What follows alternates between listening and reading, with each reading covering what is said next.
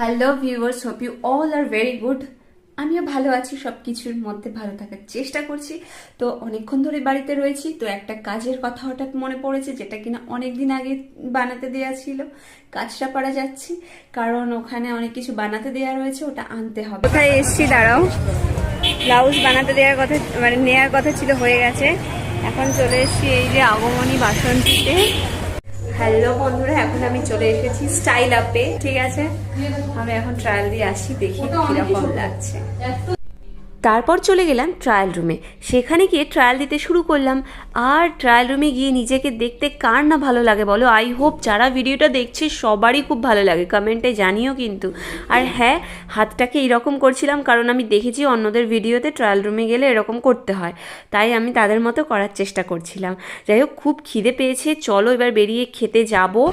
যেতে যেতে মেনু ঠিক করে নিয়েছি চিকেন হারিয়ালি কাবাব